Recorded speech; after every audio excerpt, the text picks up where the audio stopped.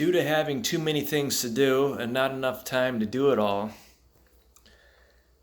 I want this deep for my outside colonies because I have two number twos, and I'm changing it over to 86 because these I only made one, and my plan was to make a second during the summer, but I was too busy. And if you are copying what I'm doing with these colonies in the windows here, the smaller ones, the ones I made this summer with new queens,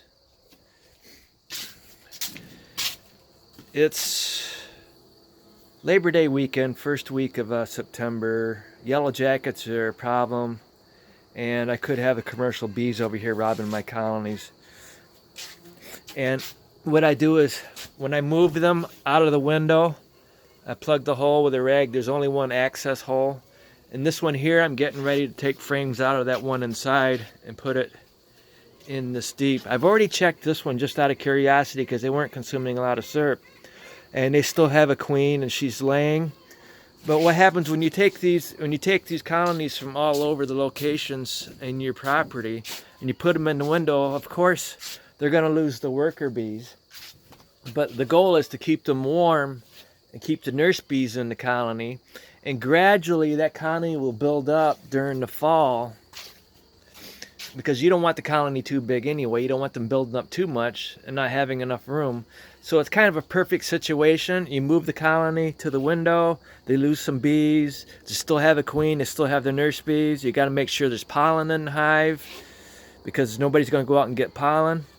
So I'm changing that deep over, the colony over to 86. And then I'm going to be, I've taken the bees from my other apiary and I've consolidated them into, incorporated, or whatever you want to call it, into the smaller colonies I had underneath the roof there. And I still have 8 more colonies to downsize. And if I end up with extra bees, I could still add them to these colonies here. See, like I did over there, number 50 was too small to winter outside, and I didn't really want to move it away from the location. I've straightened all these up to make sure they have sunshine during the winter. It was kind of a bad idea to do it the other way, so I'm going to continue doing it this way because I didn't realize I was going to have so many colonies, and I don't want them to be in the shade. I want them to always have sunshine in the evening. And my wife likes flowers and she can't come outside with the bees, and I don't know what I want to do with these hydrangeas. I guess I'm going to leave them there for right now. The leaves will be falling off soon and the bees can get around that. And then I've been moving these colonies away from the east because you don't want them on the east side of the house during the winter. They will be coming down, turning. See, I've turned this one 45 degrees the other day.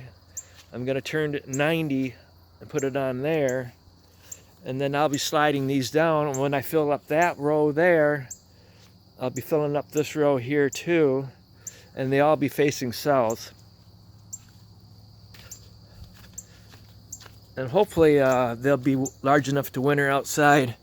If not, then they're gonna move up onto the deck where I can wheel them in and out during very cold nights during the winter. So yeah, this is how I feed. A lot of the colonies had brood in the medium, so I put the medium, made sure the medium frames of brood were in the hives. So gradually they're going to be filling them with, if I put syrup on there, they're going to fill up those, when the bees hatch out, they're going to fill up those cells with syrup and hopefully get full of honey before winter. See, here's yellow jackets. They're a pain in the ass and I hate them. The worst part of the year for beekeeping is September and October. These yellow jackets will be here until we get a hard freeze. So what I do is, when you move these inside, you want to plug the hole to make sure the bees, you don't want too many bees coming out. But if they do, it's not a big deal. They come up here to the glass on the door.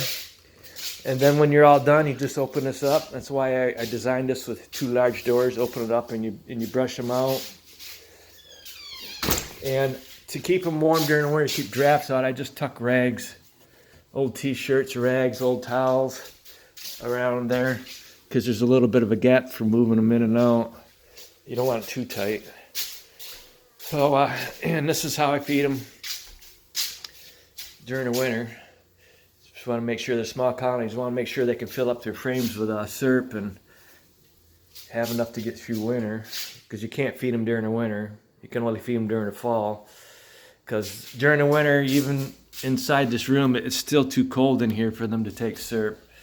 See these bees right here, that I need to get this colony moved back into this deep. So, okay, thank you. If you're doing what I'm doing, I just want to let you know how I move bees around from one deep to another in the window. Okay, thank you.